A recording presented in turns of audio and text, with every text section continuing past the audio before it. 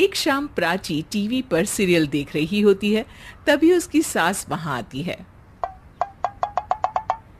अरे सीरियल में तो ऐसे मग्न है जैसे आज रात का खाना पड़ोसी आकर बनाएंगे। मुझे पता ही नहीं था आपने अपने बेटे की शादी पड़ोस में भी की हुई है। हैं? मतलब?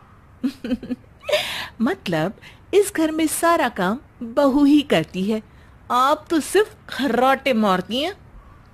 अच्छा जी, फिलहाल तो तुम आराम फरमा रही हो। चलो जाओ, ये मेरे टीवी देखने का समय है। आहा, इसीलिए मुझे भगाया जा रहा है। सॉरी, अब तो बिल्कुल नहीं जाऊंगी। प्राची की इस बात पर दोनों सास बहू के बीच टीवी रिमोट के पीछे बच्चों जैसे छीना झपटी शुरू हो जाती है, जिसके बीच श्लोक भी काम से घर वापस आ जाता है।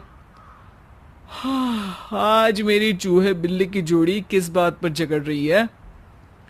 अरे तेरे बीवी मुझे टीवी ही नहीं देखने दे रही। अरे तुम्हारी मम्मी मुझे खाना बनाने के लिए फोर्स कर रही है। अरे वाह, ऐसे बेतुके रीजन पर तो बच्चे भी झगड़ा नहीं करते। अरे मुझे कुछ मत बोल, सब इसने ही शुरू किया है। हाँ हाँ, जैसे आप तो बहुत दूध की धूली है ना। अरे बस, दोनों चुप। प्राची जाओ, खाने की तैयारी करो। और माँ तुम छोड़ो, तुम्हें क्या बोलूं, शांति से अपना सीरियल देखो। मुझे दोबारा लड़ने की आवाज सुनाई नहीं देनी चाहिए। ऐसा बोलकर श्लोक वहां से चला जाता है, जिसके पीछे पीछे प्राची भी कुछ न कुछ बड़बड़ाते हुए रसोई में चली जाती है। हाँ हाँ, सासू जी को तो कुछ बोलेंगे ही नहीं, बस मुझ पर ही हुक्म चलता है, खाना बनाओ, जैसे मैं इनके घर में खाना बनाने के लिए आई हूँ।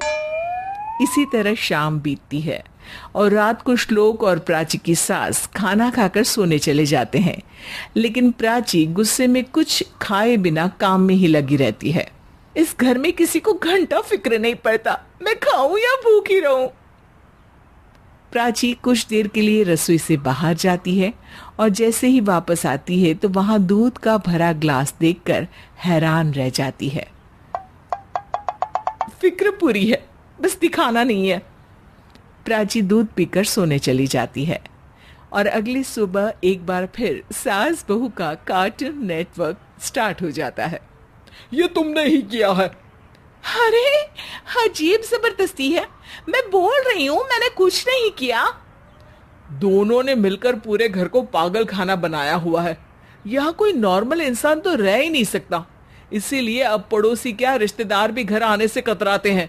और सुन बेटे, तू भी चंगा, तेरी माँ भी चंगी, तेरी बीवी भी चंगी, रिश्तेदार। हाँ जी, आपको नहीं पता क्या, गंगाधर ही शक्तिमान है, रिश्तेदार ही। हाँ हाँ, बस समझ गया। कभी जानवरों जैसे लड़ेंगी तो कभी जुगलबंदी करेंगी।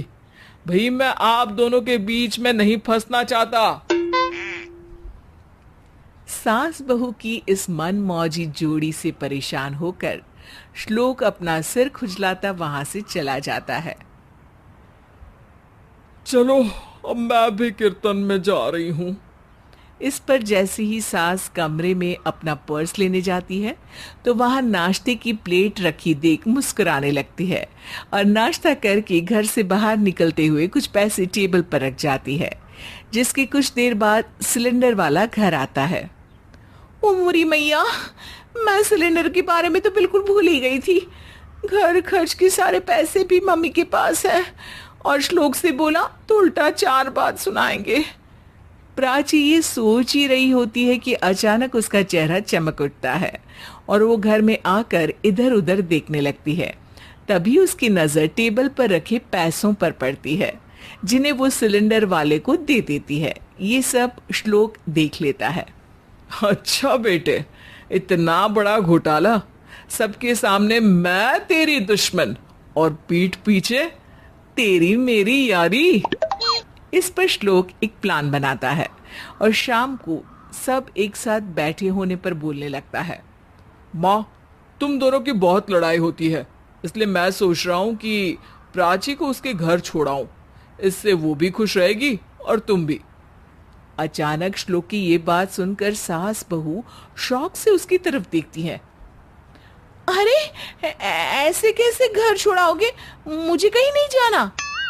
अरे तुमने बोला नहीं पर मैंने सुन लिया। तुम्हें मम्मी के साथ रहना अच्छा नहीं लगता, मुझे पता है। अरे वो अरे, जब बहू खुद कुछ काम बोले तो वो तुझे सुनता नहीं, और अब जो इसने बोला ही नहीं वो तू समझ गया। जब उसे नहीं जाना तो फिर जबरदस्ती क्यों कर रहा है? अच्छा, फिर आपको मौसी के घर छोड़ाता हूँ। बस, अब आप दोनों एक घर में एक छत के नीचे नहीं रह सकती।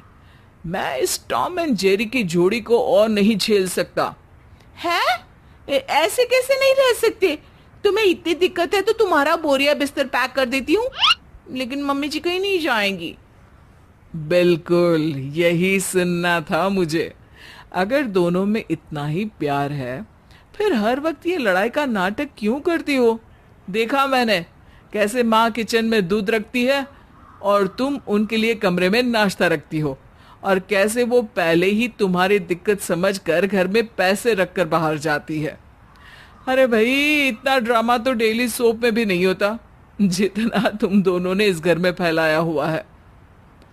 तू हमें टॉम एंड जेरी बोलता है ना, तो याद कर वो दोनों भी एक दूसरे को बाहर वालों की बुरी नजर से बचाने के लिए हमेशा सबके सामने लड़ते थे, लेकिन अकेले में दिक्कत के समय मदद भी तो करते थे। बस हमारा रिश्ता भी कुछ ऐसा ही है।